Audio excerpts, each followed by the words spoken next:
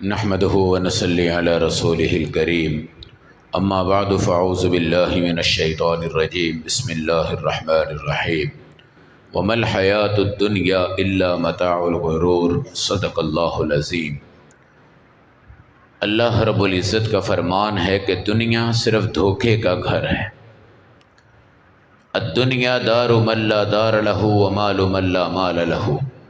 دنیا تو اس کا گھر ہے جس کا اور گھر کوئی نہیں، اور یہ مال اس کا ہے جس کا اور مال کوئی نہیں۔ میرے نبی صلی اللہ علیہ وسلم نے فرمایا کہ دنیا کے اندر انسان آخرت کی تیاری اور اس کی کھیتی کے لیے آتا ہے۔ دنیا کی مثال مچھر کے پر کے برابر بھی نہیں ہے۔ پوری دنیا کے سمندر ایک جگہ اکٹھے کرو، ایک سوئی اس میں ڈبو دو، سوئی کے جو اگلے سرے پہ جتنا پانی لگتا ہے وہ دنیا ہے، اور باقی جو سمندر میں اتنا پانی بچ جاتا ہے وہ آخرت ہے۔ قرآن نے میرے نبی کو خود کہا ہے کہ وَلَلْآخِرَةُ خَيْرٌ لَكَ مِنَ الْأُولَىٰ، آپ کے لیے بھی دنیا سے بہتر زندگی آخرت کی ہے۔ میرے نبی صلی اللہ علیہ وسلم آرام کر رہے ہیں، چٹائی کے اوپر ہیں، کوئی گدا نیچے نہیں ہے۔ جب آپ اٹھے ہیں آپ کے پیٹ پر جسم پر نشانات تھے۔ عبداللہ ابن مسعود نے کہا یا رسول اللہ صلی اللہ علیہ وسلم، ہم آپ کے لیے نرم گدا بچھا دیتے ہیں۔ آپ نے فرمایا میں ایک مسافر اور راہ گزر ہوں۔ جس طرح سگنل آتا ہے نا، اشارہ، آپ اپنے گھر جا رہے ہوتے ہو، اشارے پہ آپ نے کتنا رکنا ہوتا ہے، وہ اشارہ کھلتا ہے تو آپ فوراً اپنے گھر پہنچ جاتے ہو۔ یہی مثال دنیا کی ہے۔ کن فی الدنیا کأنک غریب او عابر السبیل، دنیا میں ایسے رہو جیسے تم اجنبی ہو۔ اب یہاں پر ہم نے گھر بنایا، گھر بنا کے دل لگایا، دل لگا کے گھر کو چمکا دیا، اور یہ سوچا کہ ہم اس گھر میں ہمیشہ رہیں گے۔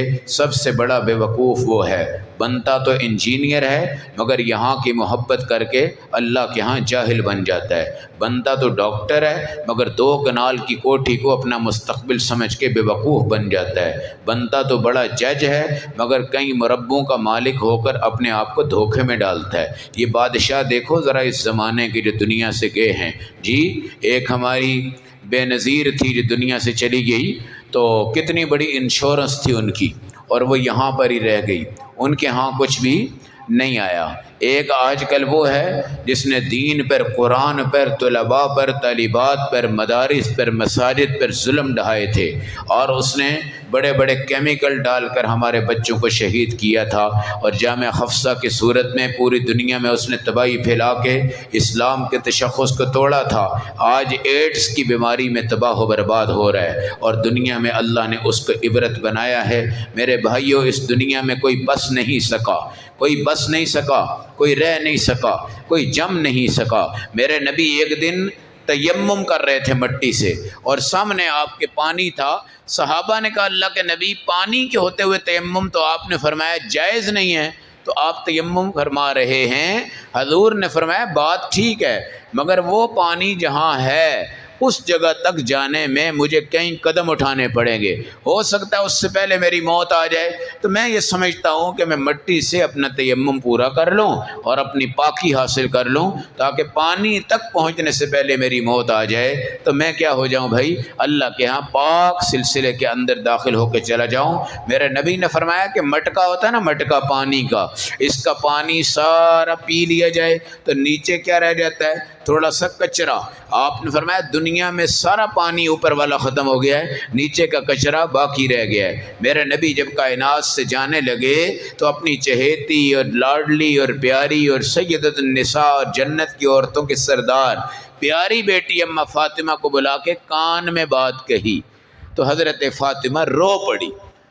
پھر فرمایا ادھر آؤ، دوسرے کان میں بات کہی تو ہنس پڑی۔ حضرت عائشہ نے اماں فاطمہ سے پوچھا کہ تمہارے ابا نے آج تمہارے دائیں بائیں کان میں کیا کہا تھا؟ کہا یہ میرے ابا کا راز ہے، میں کسی کو نہیں بتاؤں گی۔ پھر جب حضور دنیا سے چلے گئے تو حضرت عائشہ نے پوچھا کہ بیٹی اب تو بتا دے۔ کہا ایک کان میں کہا تھا کہ فاطمہ میں دنیا سے جا رہا ہوں، تو میں رو پڑی۔ پھر مجھے کہا کہ فاطمہ جتنے بھی میرے اہل بیت ہیں نا اس وقت، سب سے پہلے آخرت میں تو آئے گی اور میری اور تیری آپس میں کیا ہو جائے گی؟ ملاقات ہو جائے گی۔ تو میں اس پہ کیا ہو گئی، ہنس پڑی۔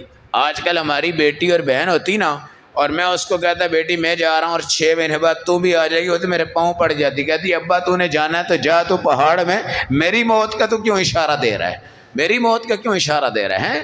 حضور صلی اللہ علیہ وسلم کو وہ کربلا کی مٹی دکھائی گئی نا، جہاں حضرت حسین نے کیا ہونا تھا، شہید ہونا تھا۔ نبی کریم صلی اللہ علیہ وسلم نے خواب بیان بھی کر دیا، لیکن آپ نے اللہ سے یہ دعا کی کہ حسین کو موت نہ آئے، حسین کو شہادت نہ آئے، حسین کی زندگی رہے، وہ میرا نواسہ ہے، جنت کا پھول ہے، جنت کی خوشبو ہے، میرے دل کا ٹکڑا ہے، جگر کا ٹکڑا ہے، پیاری فاطمہ کا بیٹا ہے، علی کا بیٹا ہے۔ اللہ میرے نواسے کو موت نہ آئے، میرے نواسے کو شہادت نہ آئے۔ جب حضرت عمر بوڑھے ہو گئے نا، تو حضرت عمر بڑے پہلوان تھے ماشاءاللہ، ان کی مونچھیں تھی، بڑی مونچھیں تھی، تو کبھی کبھی چلتے تھے تو جب غصہ آتا تھا تو مونچھیں ہلتی تھی۔ مونچھیں رکھنے میں قباحت کوئی نہیں ہے، آپ رکھ سکتے ہیں، لیکن اصل سنت یہ ہے کہ مونچھیں آپ اپنی ختم کر دیں۔ حضرت عمر کی جو مونچھیں تھی وہ بڑی تھی اسلام کے رعب دکھانے کے لیے، کیونکہ حضرت عمر ایک اور ابو جہل دو، یہ دو بندے تھے، جب یہ دونوں اسلام میں نہیں تھے جی، تو اس وقت حضرت عمر کا بڑا ڈنکا بجتا تھا اور ابو جہل کا بھی بڑا طاقتور نظام تھا۔ لیکن جب حضرت عمر اسلام میں آئے تو آپ نے اپنی مونچھوں کو برقرار رکھا ہے تاکہ کافروں پہ کیا رہے، رعب رہے۔ جس طرح آپ دیکھتے ہیں نا بیت اللہ میں جاتے ہیں تو آپ طواف کرتے ہیں، طواف کے پہلے 3 چکروں میں رمل کرتے ہیں، رمل کہتے ہیں فوجی پریڈ۔ جو فوجی پریڈ ہوتی ہے کتنی اکڑ اکڑ کے ہوتی ہے، جو فوجی اپنی پریڈ کرے اور صوفی بن کے چلتا رہے اس کو فوج سے باہر نکال دیتے ہیں۔ اب کوئی سوال کرے بھائی یہ اکڑ کے کیوں چلتے ہیں، جبکہ قرآن کہتا ہے کہ وَلَا تَمْشِ فِي الْأَرْضِ مَرَحًا إِنَّكَ لَن تَخْرِقَ الْأَرْضَ وَلَن تَبْلُغَ الْجِبَالَ طُولًا۔ حضرت نوح نے اپنے بیٹے کو کہا تھا نا جی، اور اس طرح لقمان نے بھی اپنے بیٹے سے کہا کہ زمین پہ اکڑ کے نہ چلنا۔ یہ بات لوگوں کی جوتی ہوتی ہے نا چمڑے والی ہیں، اور آوازیں آ رہی تھی ٹک ٹک، اور دھوتی ان کی سڑک پہ پڑی ہوتی ہے۔ کہیں عورتیں آج کل جو بازاروں میں چلتی ہیں، خاص طور پہ یہ جہاں پہ یہ ٹائلیں اور پتھر لگے ٹک ٹک ٹک ٹک کی آوازیں آ رہی ہوتی ہیں، اور بازار میں چلیں تو بندہ حیران اور پریشان ہو جاتا ہے، اور وہ ان کی طرف دیکھ رہا ہوتا ہے، ان کی جوتیوں کی طرف دیکھ رہا ہوتا ہے۔ عورت اگر اپنی جوتی کی وجہ سے کسی مرد کو متوجہ کرے یا خوشبو لگا کے مرد کو متوجہ کرے تو 70 زناؤں سے بڑا عذاب ہے، یہ بات یاد رکھیں، 70 زناؤں سے یہ بڑا عذاب ہے۔ اور جب یہ ایڑی والی جوتی ان کو گراتی ہے نا نیچے، تو پھر ان کو اپنی نانی یاد آ جاتی ہے کہ اوہو ہم نے یہ کیا کر دیا، یہ کیا کر دیا۔ لیکن اللہ نے آپ کو کہا ہے کہ بھائی بیت اللہ میں تم نے اکڑ کے چلنا ہے تاکہ مشرکوں کے اوپر ہمارا رعب قائم ہو سکے۔ کیا ہو سکے؟ مشرکوں پہ ہمارا رعب۔ تو مونچھیں اگر آپ نے رکھنی بھی ہیں بڑی، آپ حضرت عمر کا طریقہ سمجھ کے رکھیں، لیکن آگے سے ہونٹ آپ کے صاف ہونے چاہیے۔ انشاءاللہ مونچھوں پہ داڑھی پہ بات ہوگی تو ہونٹ آپ کے صاف ہونے چاہیے۔ تو حضرت عمر فاروق رضی اللہ تعالی عنہ ہیں، جس وقت بوڑھے ہو گئے، آخر بال سفید ہو گئے، تو چودھری بھی گر جاتا ہے، پہلوان بھی گر جاتا ہے۔ بڑے سے بڑے پہلوان ہیں، بڑے بڑے کالے کلر کر دیتے ہیں بالوں کو، ایک سفید داغ نہیں لگنے دیتے، وہ بھی ایک مصیبت ہی ہے۔ ہر 5 دن کے بعد نائی کے پاس جائیں اور ٹیوب لے کے جائیں اور یار اس کو کلر کر دو، کیا کر دو، کلر کر دو۔ چلے وہ جوان بننے کی بڑی کوشش کرتے ہیں، 70 سال 75 سال کے کلین شیو کروا کے، بالوں کو کالا کروا کے، بوسکی کا سوٹ پہن کے، خصہ پہن کے، جناب اپنی چادریں گلے میں لٹکا کے تو عوام کے سامنے آتے ہیں نا۔ ان چودھریوں پہ بھی اللہ کا عذاب آتا ہے جن کے دل میں یہ ہوتا ہے کہ یار میں نے نیچے نہیں ہونا، میں نے نیچے نہیں ہونا۔ اللہ نے ان کو نیچا کیا ہے۔ یہ نواب اکبر خان بگٹی جو تھا وہ کسی کو جھک کے سلام نہیں کرتا تھا، اور ان کی گاڑیاں ہماری طرح کی چھوٹی کاریں نہیں تھی، بلکہ اونچی اونچی گاڑیاں تھیں جس میں ایسے کھڑے ہی اندر داخل ہوتے تھے، جھک کے داخل ہونے کو عیب سمجھتے تھے۔ موت آ گئی، چودراہٹ کیا ہو گئی، ختم ہو گئی، دنیا کیا ہو گئی، بچ گئی، نوابزادی کیا ہو گئی، ختم ہو گئی، نمبرداری کیا ہو گئی، ختم ہو گئی۔ بڑے بڑے بادشاہ ہیں، نمرود، حامان، قارون، شداد، ان کے خزانے، ان کے محل، ان کی تمام چیزیں۔ قوم عاد کون تھی؟ جس کے ہاتھ اتنے مضبوط تھے کہ وہ پہاڑ تراشتی تھی۔ آپ کبھی یوٹیوب پہ سرچ کریں قوم عاد کے محل، وہ آپ دیکھیں، آپ حیران رہ جائیں گے۔ میں کہتا ہوں کہ اس ٹائم کی ٹیکنالوجی، مشینری ایسی بلڈنگ نہیں بنا سکتی جس طرح کہ انہوں نے ہاتھوں سے بلڈنگ بنائی.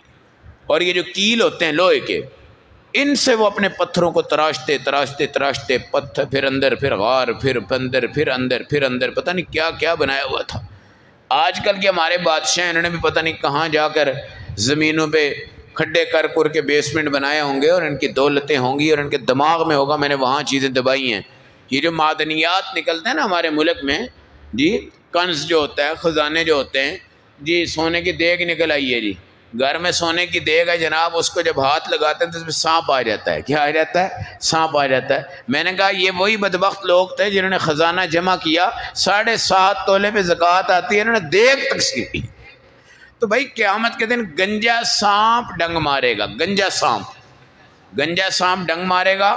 40 سال ڈرل مشین سے آپ سوراخ کرو، اتنا گہرا سوراخ نہیں ہوگا جتنا سانپ کا ایک ڈنگ مارے گا اور وہ سوراخ گہرا ہو جائے گا. وہ زکوٰۃ نہ دینے والے. یہ کنز یہی ہوتا ہے، کنز. بینک میں میرا 50 کروڑ ہے، ادھر میرے اتنا سونا ہے، ادھر میری اتنی دولت ہے، میں نے ادھر دبائی، ادھر دبائی، ادھر دبائی. یہ ہندوؤں نے، سکھوں نے، انگریزوں نے، انہوں نے کنز ہی بنانا ہے نا. اس ٹائم بینک نہیں تھے. تو آج کل مسلمان کئی جگہ پہ پہاڑوں میں، کئی جگہ پہ کیا ہیں، دیکھتے ہیں خزانے نکل آئے ہیں جناب، پھر وہ یہ ہو گیا، وہ ہو گیا. اچھا قیامت سے پہلے زمین اپنے خزانے اٹھا کے ایسے باہر پھینک دے گی جیسے آپ کے اندر روٹی آپ الٹی کرتے ہیں نا، سب کچھ باہر آ جاتا ہے، اس طرح زمینیں بھی باہر آ جائیں گی. اب وہ جو بندہ روزانہ آپ سے 10 روپے مانگتا ہے، اس کی زمین سے اللہ ہیروں کی دیگ نکال دیں گے، ہیرے کی دیگ. اب صبح آپ تھیلا بھر کے جائیں گے، بھائی کدھر جا رہے ہو؟ یار تھوڑی زکوٰۃ دے دوں، صدقہ دے دوں، ذرا میری جنت بن جائے. وہ فقیر کے پاس جائے گا، اس کو کہے جا بھائی میں تو ہیروں کا مالک ہوں، تیری زکوٰۃ. صبح جائے گا تھیلا بھر کے. آج کل تو مولانا حضرات آپ کے دروازوں پہ آتے ہیں، فون کرتے ہیں، آپ کو رسیدیں دکھاتے ہیں، کاغذ دکھاتے ہیں، اعلان کرتے ہیں، ترغیب دے کے دماغ تھوڑا سا بناتے ہیں، پھر 100، 50، 500 نکلتا ہے. اس ٹائم آپ صبح جائیں گے، رات کو واپس آ جائیں گے، اور آپ کا 1 روپیہ بھی کوئی نہیں لے گا. اس ٹائم آپ کی جنت کا یہ خزانہ. اس لیے میرے بھائی، دنیا کی زندگی عارضی ہے، تباہ ہے، برباد ہے، پگھل رہی ہے، ختم ہونے والی ہے. اس کا یقین کرنے کے لیے آپ کو قبرستان کی زیارت کرنی چاہیے، قبروں کے اوپر اس کے کتبے پڑھنے چاہیے. وزیروں کی قبروں پہ جائیں، بادشاہوں کی قبروں پہ جائیں، چودھریوں کی قبروں پہ جائیں، گلوکار کی قبر پہ جائیں، اداکار کی قبر پہ جائیں، حافظ کی قبر پہ جائیں، عالم کی قبر پہ جائیں، اللہ والے کی قبر پہ جائیں. دادا کدھر ہے، نانا کدھر ہے، پردادا کدھر ہے، پڑنانی کدھر ہے، فلاں 500 سال پہلے جس کے نام یہ کاغذ تھے وہ کہاں مر گیا ہے، جو بادشاہ تھا وہ کہاں چلا گیا ہے، جو نظام تھا وہ کہاں چلا گیا ہے. وہ کویت میں ایک بادشاہ کی خبر جس کے جہاز سونے کے، واش روم سونے کے، جوتیاں سونے کی، جوتیاں، کنگے سونے کے، وہ جو سوئی دھاگا ہوتا ہے نا وہ بھی سونے کا، سرمدانی سونے کی، تیل کی شیشی سونے کی، بٹن اس کے سونے کے، جن پلیٹوں میں روٹی کھاتا ہے سونے کی، گلاس سونے کے، برتن سونے کے، پتیلے سونے کے. اس کے ملازموں کو بھی سونا ڈلا ہوا ہے. مر گیا بیچارہ، اس کے سونے کا ریکارڈ آیا، پتہ نہیں کتنے کھرب روپے کا سونا تھا، اور وہ مر گیا.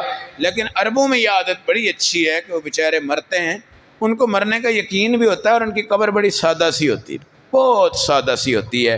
پوری جنت البقیع اور جنت المعلی، یہ 2 قبرستان ہیں، ایک مکہ میں ہے، ایک مدینہ میں ہے.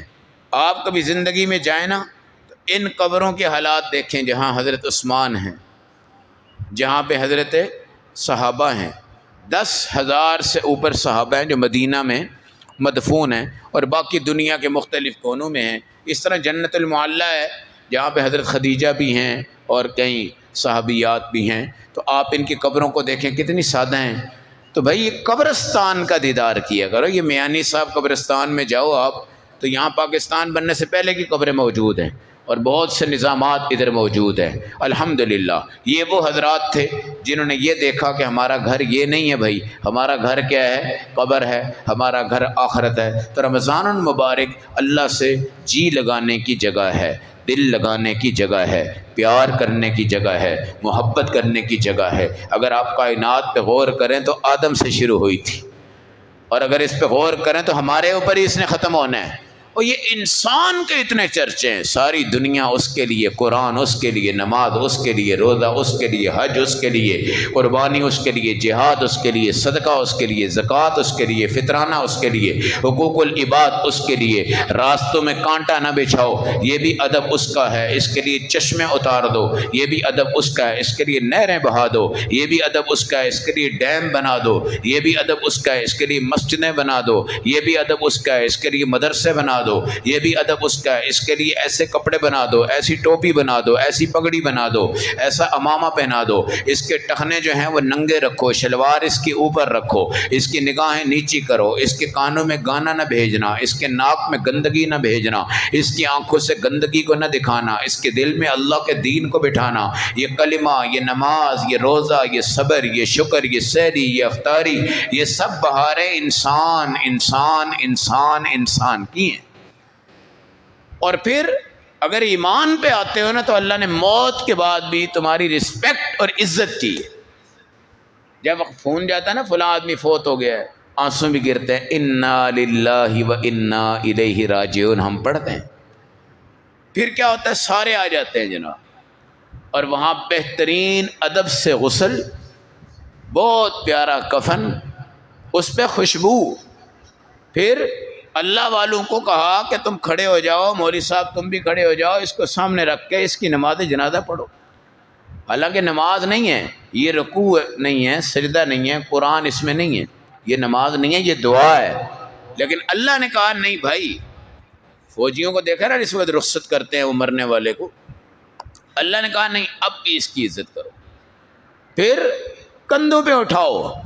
آج اپنی ماں کو کوئی کندھوں پہ نہیں اٹھاتا، باپ کو کندھوں پہ نہیں اٹھاتا، جب وہ بیمار ہوتا ہے نوکر کو کہتے ہیں آئیے ہردری پھڑی، او بھائی نوکر اس کا اجنبی ہے، تم اپنی ماں کو ہاتھ ہی نہیں لگاتا، بیٹا ہاتھ ہی نہیں لگاتا، جی مجھ سے نہیں ہوتا یار تم آ جاؤ، ہے وہی ماں ہے جس نے ہمیں کہاں سے کہاں تک پہنچایا ہے۔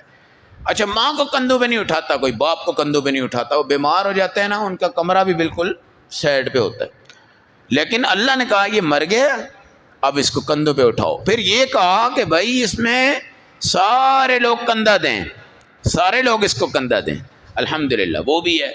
پھر جا کر قبر پہ آرام سے اس کی چارپائی رکھو جی، اور نیچے اترو، قبر سیدھی ہے، نیچے اتر کے بھائی اس کی لاش کو آرام سے اتارا، نیچے لٹایا، منہ اس کا قبلے کی طرف کر دو، ٹھیک ہو گیا۔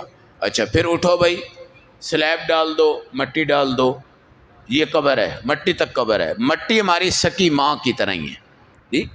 اچھا یہ ڈال دو، اور اس کے بعد کیا ہوتا ہے، اب بھی اس کے اوپر آپ سورۃ البقرہ کا یہ پہلا رکوع پڑھ لو اور اس کی آخری آیتیں پڑھ لو، یہ بھی ہو گیا۔ پھر کہا ابھی بھی ٹھہرو، جو اس کے بھائی ہیں نا بیٹا بیٹی، وہ ابھی اتنا دیر ٹھہر جائیں کہ اونٹ بازار سے لا کے ذبح کر کے بندوں کو بلا کے پیکٹ بنا کے تقسیم کر کے گھر تک پہنچ جائیں، اتنی دیر تک رشتہ دار وہاں پہ ٹھہریں، اتنی دیر تک رشتہ دار وہاں پہ ٹھہریں اور دعا کریں، ٹھیک ہے۔ پھر ہو گیا، ٹھیک ہے جی، قبر بن گئی، گھر آ گئے ہیں۔ اچھا 3 دن تک پھر تعزیت ہے، یہ اپنے مرتے دم تک میری بات یاد رکھنا، مرنے والوں کے ساتھ کبھی زیادتی نہ کرنا۔ 3 دن تک کیا کرنی ہے، تعزیت۔ تعزیت کیا ہے، جو آیا دعا کر لی چلے گئے، ٹھیک ہے۔ یہ روٹی دیگیں کھانے پینے فنکشن ٹینٹ کرسیاں یہ سب چیزیں آپ کی دنیا، اس کا مردے کو بالکل فائدہ نہیں ہے، بالکل اس کا فائدہ کوئی نہیں۔ جو تم نے لاکھ روپے ادھر لگانا ہے اللہ کی مسجد کے اوپر لگا دو جو بنی رہے گی۔ یہ بندہ دنیا سے چلا گیا ہے، مسجد ہے کہ نہیں ہے؟ آپ اس سین میں بیٹھے ہوئے ہیں، ان کے گھر کا لون بھی اتنا بڑا نہیں ہوگا جتنا بڑا سین مسجد کے یہ بنا کے گئے ہیں، یاد رکھیں۔ اور خدا کی قسم یہ اللہ کے ہاں سمجھ آنے کی بات ہے، باقی کوئی مسئلہ نہیں ہے۔ آج ہم سوچتے ہیں یار ادھر پلازا بناتے اور اس کو جناب 10 منزلہ اوپر لے جاتے اور ادھر 200 دکان ہوتی اور ایک دکان کا کرایہ لاکھ روپیہ ہوتا، 2-4 کروڑ روپے کا بزنس تھا، بہترین سب کچھ تھا۔ اس کو سمجھ آتی ہے نا، اس کے ہاں یہ مٹی ہے، اس کے ہاں یہ کوئی بھی چیز ہے۔ پھر بھی اللہ نے کہا اب قربانی مرنے والے کی طرف سے کرو، قل هو اللہ احد پڑھ کے اس کو بخش دو، درود پڑھ کے اس کو بخش دو، نماز پڑھ کے اس کو بخش دو، قربانی کر کے اس کو بخش دو۔ عید آ گئی ہے تو اپنی ماں باپ کی طرف سے پیارا سا نیا سوٹ لے کے کسی بیوہ عورت کو، کسی اللہ والے کو دے دو، کسی یتیم بچے کو دے دو۔ اب آپ مجھے بتائیں مرنے کے بعد بھی انسان کی کتنی بڑی عزت ہے، لیکن یہ کون سا انسان ہے جس نے ایمان کی موت دیکھی اور دنیا سے چلا گیا؟ اللہ ہم سب کو عارضی دنیا کو عارضی اور باقی آخرت کو باقی سمجھنے کی توفیق عطا فرمائے۔